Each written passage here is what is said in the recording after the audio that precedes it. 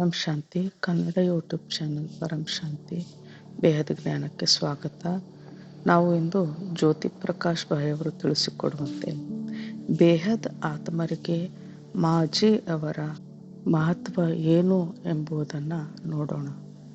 ಇದನ್ನು ತಿಳಿದುಕೊಳ್ಳುವುದರಿಂದ ನಾವು ಆತ್ಮಸ್ವರೂಪದಲ್ಲಿ ನಿರಂತರವಾಗಿ ಸ್ಥಿತರಾಗಿ ಇರುವಂತೆ ಮಾಡಲು ಬಹಳ ಸಹಾಯಕವಾಗಿದೆ.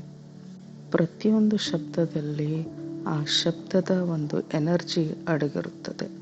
ಅದರಂತೆ ಮಾ ಎನ್ನುವಂತಹ ಶಬ್ದದಲ್ಲಿ ಅಡಗಿರುವಂತಹ ಎನರ್ಜಿಯನ್ನು ತಿಳಿದುಕೊಳ್ಳಬೇಕೆಂದರೆ ನಾವು ಸಾಂಖ್ಯಶಾಸ್ತ್ರದಲ್ಲಿ ಹೇಳಿರುವ ಪುರುಷ ಹಾಗೂ ಪ್ರಕೃತಿ ಇದರ ರಹಸ್ಯವನ್ನು ತಿಳಿದುಕೊಳ್ಳಬೇಕಾಗುತ್ತದೆ. ಸಾಂಖ್ಯಶಾಸ್ತ್ರದ 1ನೇ ಅಧ್ಯಾಯದ 32ನೆಯ ಶ್ಲೋಕ, ಇದರಲ್ಲಿ ಮೂಲ ಪ್ರಕೃತಿಗೆ ಇನ್ಯಾವುದೇ ಮೂಲ ಪ್ರಕೃತಿ ಎನ್ನುವುದು ಇಲ್ಲ ಎಂದು ಹೇಳಲಾಗಿದೆ. ಅಂದರೆ ಪರಮ ಪ್ರಕೃತಿಯು ಪರಮ ಪುರುಷನಿಂದ ಅಭಿನ್ನವಾಗಿದ್ದಾಳೆ ಹಾಗೂ ಅವಿನಾಶಿ ಆಗಿದ್ದಾಳೆ. ಉದಾಹರಣೆಗೆ, ಸ್ತ್ರೀಯು ತನ್ನ ಅನೇಕ ರೂಪಗಳಲ್ಲಿ ತನ್ನ ಕಾರ್ಯವನ್ನು ನಿರ್ವಹಿಸುತ್ತಿರುತ್ತಾಳೆ. ಅಂದರೆ ತಾಯಿಯಾಗಿ, ಹೆಂಡತಿಯಾಗಿ, ಸಹೋದರಿಯಾಗಿ ಅಥವಾ ಮಗಳಾಗಿ ಅನೇಕ ರೂಪಗಳಲ್ಲಿ ತನ್ನ ಕಾರ್ಯವನ್ನು ನಿರ್ವಹಿಸುತ್ತಿರುತ್ತಾಳೆ. ಆದರೆ ಅವಳ ಸ್ವರೂಪವು ಒಂದೇ ಆಗಿದೆ. ಆದರೆ ಅವಳ ಮೂಲ ಸ್ವರೂಪವು ಒಂದೇ ಆಗಿರುತ್ತದೆ. ಅವಳು ಅನೇಕ ಭಾವನೆಗಳಲ್ಲಿ ಪ್ರಕಟವಾಗುತ್ತಾಳೆ. ಸನಾತನ ಧರ್ಮದ ಒಂದು ವಿಶೇಷವೆಂದರೆ ಪ್ರಕೃತಿಯನ್ನು ಅವಿನಾಶಿ ಬ್ರಹ್ಮನಿಂದ ಅಭಿನ್ನವಾಗಿದ್ದಾಳೆ ಪ್ರಕೃತಿ ಎಂದು ಸನಾತನ ಧರ್ಮ ಹೇಳುತ್ತದೆ. ಸರ್ವ ಖಲ್ವಿದಂ ಬ್ರಹ್ಮ ಎಂದು ಸನಾತನದಲ್ಲಿ ಹೇಳಲಾಗಿದೆ. ಅಂದರೆ ಎಲ್ಲವೂ ಬ್ರಹ್ಮವೇ ಆಗಿದೆ. ಇಷ್ಟೇ ಅಲ್ಲದೆ ಸನಾತನ ಶಾಸ್ತ್ರದಲ್ಲಿ ಜೀವನ್ಮುಕ್ತಿಯೆಡೆಗೆ ಪರಮ ಪ್ರಕೃತಿಯೇ ಕೊಂಡೊಯ್ಯುತ್ತಾಳೆ ಹಾಗೂ ಎನ್ನಲಾಗಿದೆ. ಹೀಗಾಗಿ ಸನಾತನ ಧರ್ಮದಲ್ಲಿ ಸೃಷ್ಟಿಯ ಪ್ರತಿಯೊಂದು ವಸ್ತುವನ್ನು ಸಹ ಆರಾಧಿಸಲಾಗುತ್ತದೆ, ಪೂಜಿಸಲಾಗುತ್ತದೆ. ಮಾ ಅವರು ದಾದಾಜಿಯವರ ಮೊಟ್ಟ ಮೊದಲನೆಯ ಸಂಕಲ್ಪವಾಗಿದ್ದಾರೆ ಎಂಬುದು ಜ್ಞಾನದ ಸಾರವಾಗಿದೆ. ಹಾಗೂ ಮಾ ಅವರಿಂದ ಅಭಿನ್ನ ಅಂಗವಾಗಿದ್ದಾರೆ ಎಂಬುದು ಜ್ಞಾನದ ಆಳ ರಹಸ್ಯವಾಗಿದೆ. ಮಾ ಅವರು ಅಂದರೆ ತಾಯಿಯೇ ತನ್ನ ವಾಣಿಗಳ ಮೂಲಕ ಬೇಹದ್ ಆತ್ಮರನ್ನು ಜೀವನ್ಮುಕ್ತಿಯ ಕಡೆಗೆ ಕೊಂಡೊಯ್ಯುತ್ತಾಳೆ. ತಾಯಿಯೇ ಯೋಗ ಸ್ವರೂಪಳಾಗಿದ್ದಾಳೆ. ಇದನ್ನು ಅಂತರಾತ್ಮದಲ್ಲಿ ನಾವು ಅನುಭವಕ್ಕೆ ತಂದುಕೊಂಡ ಹಾಗೆ ಪ್ರಕಾಶದ ಅನುಭೂತಿಯಾಗುತ್ತದೆ. ಮಗುವಿಗೆ ತಾಯಿಯೇ ಮೊದಲನೇ ಗುರುವಾಗಿದ್ದಾಳೆ. ಮಗು ಜನ್ಮ ಪಡೆಯುತ್ತಿದ್ದಂತೆ ಮೊದಲು ತಾಯಿಯ ಸಂಪರ್ಕದಲ್ಲಿಯೇ ಬರುತ್ತದೆ. ಮಗುವಿಗೆ ಕುಳಿತುಕೊಳ್ಳುವುದು, ನಿಲ್ಲುವುದು, ನಡೆಯುವುದು ಎಲ್ಲವನ್ನು ತಾಯಿಯಾದವಳೇ ಕಲಿಸಿಕೊಡುತ್ತಾಳೆ. ತಾಯಿಯೇ ತಂದೆಯ ಪರಿಚಯವನ್ನು ಕೊಡುತ್ತಾಳೆ. ಸೃಷ್ಟಿಯ ಪ್ರತಿಯೊಂದು ಆಯಾಮದಲ್ಲಿ ತಾಯಿಯೇ ಶ್ರೇಷ್ಠಳಾಗಿದ್ದಾಳೆ. ನಮ್ಮ ಮುಂದೆ ದೇವಾನುದೇವತೆಗಳು ಹಾಗೂ ತಾಯಿಯು ನಿಂತಿದ್ದಾಳೆ ಎಂದಾಗ ನಾವು ಮೊದಲು ತಾಯಿಯ ಚರಣಗಳನ್ನು ಸ್ಪರ್ಶ ಮಾಡಬೇಕು, ನಮಸ್ಕರಿಸಬೇಕು. ನಂತರ ತಂದೆಯನ್ನು ನಮಸ್ಕರಿಸಿ ಅದರ ನಂತರ ನಾವು ದೇವತೆಗಳನ್ನು ನಮಸ್ಕರಿಸಬೇಕು. ವೇದಗಳೂ ಸಹ ತಾಯಿಯ ಶ್ರೇಷ್ಠ ಸ್ಥಾನವನ್ನು ಮೆರೆಯುತ್ತದೆ. ತಾಯಿಯ ಹೊರತು ಈ ಸೃಷ್ಟಿಯು ನಡೆಯುವುದೇ ಇಲ್ಲ.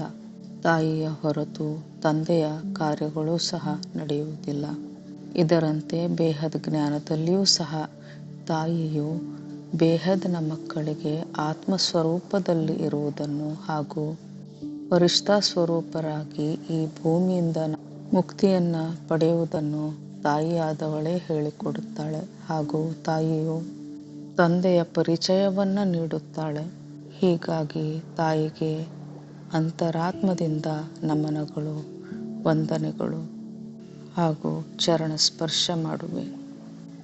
ತಂದೆಯವರೆಗೆ ಹೋಗುವ ಮಾರ್ಗವನ್ನು ತಾಯಿಯೇ ತೋರಿಸಿಕೊಡುತ್ತಾಳೆ. ತಾಯಿಯು ಅಥವಾ ಬ್ರಹ್ಮ ಮಾರವರು ನಮಗೆ ನೀಡುವ ಯೋಗ ಅಥವಾ ಧ್ಯಾನದ ವಿಧಿಯನ್ನು ನಾವು ಅನುಸರಿಸಬೇಕು. ಮಾಜಿಯವರ ವಾಣಿಗಳನ್ನು ನಾವು ತಿಳಿದುಕೊಂಡಾಗಲೇ ನಾವು ತಂದೆಯ ಜ್ಞಾನವನ್ನು ಅರಿತುಕೊಳ್ಳಲು ಸಾಧ್ಯ. ತಾಯಿಯಾದವಳು ತಂದೆಯ ಕೋಪದಿಂದಲೂ ಸಹ ನಮ್ಮನ್ನು ರಕ್ಷಿಸುತ್ತಾಳೆ. ಹೀಗಾಗಿ ಪ್ರತಿಯೊಂದು ಮಗುವು ತಾಯಿಯನ್ನೇ ಹೆಚ್ಚಾಗಿ ಇಷ್ಟಪಡುತ್ತದೆ. ಬೇಹದ್ ಜ್ಞಾನದಲ್ಲಿ, ಬೇಹದ್ನ ಪರಿವಾರದಲ್ಲಿ ಮಾಜಿಯವರೇ ಪ್ರತಿಯೊಬ್ಬರನ್ನು ಒಂದೆಡೆ ನಿಲ್ಲಿಸುತ್ತಾಳೆ, ಬಂಧಿಸಿಡುತ್ತಾಳೆ.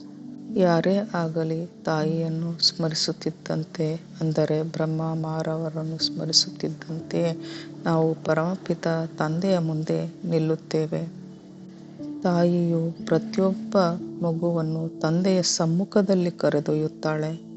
ಆಧ್ಯಾತ್ಮದಲ್ಲಿ ಮಾರವರು ತಂದೆಯಿಂದ ಬೇರೆಯಾಗಿಲ್ಲ, ಅವರು ಅಭಿನ್ನ ಅಂಗವಾಗಿದ್ದಾರೆ. ತಂದೆ ಸೂರ್ಯನಾದರೆ ತಾಯಿ ಕಿರಣಗಳಿದ್ದಂತೆ. ತಂದೆ ಆತ್ಮವಾಗಿದ್ದರೆ ತಾಯಿಯು ಮನಸ್ಸಾಗಿದ್ದಾಳೆ. ಸೂರ್ಯನ ಜ್ಞಾನರೂಪಿ ಕಿರಣಗಳನ್ನು ಮಕ್ಕಳವರೆಗೆ ತಾಯಿಯು ತಲುಪಿಸುತ್ತಾಳೆ. ಇದುವೇ ಲೈಟ್ ಹಾಗೂ ಮೈಟ್ ಆಗಿದೆ. ಬ್ರಹ್ಮ ಮಾಜಿಯವರ ಜೀವನವನ್ನು ವಿಶ್ಲೇಷಣೆ ಮಾಡಿ ನೋಡಿದಾಗ ಅವರ ತ್ಯಾಗ ಹಾಗೂ ಅವರ ತಪಸ್ಸು ಬೇಹದ್ನ ತ್ಯಾಗವಾಗಿದೆ. ತ್ಯಾಗ ಅಂದರೆ ಸಂಪೂರ್ಣವಾಗಿ ದೇಹ ಭಾವವನ್ನು ತ್ಯಜಿಸುವುದು. ತಪಸ್ಸು ಎಂದರೆ ಸಹನಶೀಲತೆಯ ಅಂತಿಮ ಪರಿಧಿಯಾಗಿದೆ. ಇಷ್ಟೊಂದು ತ್ಯಾಗ ತಪಸ್ಸು ತಾಯಿ ಮಾತ್ರ ಮಾಡಲು ಸಾಧ್ಯವಿದೆ. ಮಕ್ಕಳ ಕಲ್ಯಾಣಕ್ಕಾಗಿ ತಾಯಿಯು ಎಲ್ಲವನ್ನು ಸಹಿಸುತ್ತಾಳೆ. ನಮ್ಮೆಲ್ಲ ಬೇಹದ್ ಮಕ್ಕಳಿಗೆ ಮಾಜಿಯವರು ಅನಂತ ಪ್ರೇರಣೆಯ ಮೂಲ ಸ್ವರೂಪರಾಗಿದ್ದಾರೆ.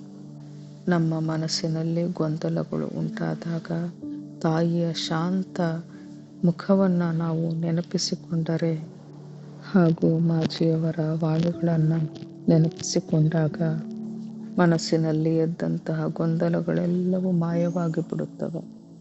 ಮಾಜಿಯವರ ವಾಣಿಗಳು ಬೇಹದ್ನ ಮಕ್ಕಳಿಗೆ ಜ್ಞಾನ ಸಾಗರದ ಆಳಕ್ಕೆ ಕೊಂಡೊಯ್ಯುತ್ತವೆ. ಆ ಸಾಗರದ ಆಳದಲ್ಲಿ ನಮ್ಮ ಹಳೆಯ ಮನಸ್ಸು, ಬುದ್ಧಿ, ಸಂಸ್ಕಾರಗಳೆಲ್ಲವೂ ವಿಲೀನವಾಗಿ ಹೋಗಿಬಿಡುತ್ತವೆ ಹಾಗೂ ಅವಿನಾಶಿ ಶಾಂತಿಯ ಅನುಭವವಾಗುತ್ತದೆ. ಮಾಜಿಯವರು ನೀಡಿದಂತಹ ಜ್ಞಾನರೂಪಿ ಪ್ರೀತಿಯನ್ನು ನಾವೆಲ್ಲರೂ ನಿರಂತರವಾಗಿ ಅನುಭವಕ್ಕೆ ತಂದುಕೊಳ್ಳುತ್ತಾ ನಮ್ಮ ಅಂತಿಮ ಗುರಿಯ ಪ್ರಾಪ್ತಿಯ ಕಡೆಗೆ ಸಾಗೋಣ ಎಂಬುದೇ ನಮ್ಮ ಸಂಕಲ್ಪವಾಗಿರಲಿ. ಬೇಹದ್ನ ಮಕ್ಕಳಿಗೆಲ್ಲ ಮಾತೆಯವರ ಜ್ಞಾನ ಹಾಗೂ ಅವರ ಸಾನ್ನಿಧ್ಯವು ದೊರಕಲಿ. ದಾದಾಜಿ ಹಾಗೂ ಮಾಜಿಯವರಿಗೆ ಕೋಟಿ ಕೋಟಿ ವಂದನೆಗಳು ಹಾಗೂ ಚರಣ ಸ್ಪರ್ಶ. ಬೇಹದ್ ಕಿ ಪರಂ ಶಾಂತಿ. ಬೇಹದ್ ಕಿ ಪರಂ ಪರಂ ಮಹಾಶಾಂತಿ. ಬೇಹದ್ ಕಿ ಅವಿನಾಶಿ ಪರಂ ಶಾಂತಿ. परम शांति सोचो, बोलो परम शांति. Join us daily for live meditation, 10 p.m. to 11 p.m. on YouTube Live. Subscribe now. Website www.paramshanti.org. Email us anand@paramshanti.org. Like, share, subscribe. Join today. बेहद की परम शांति सोचो.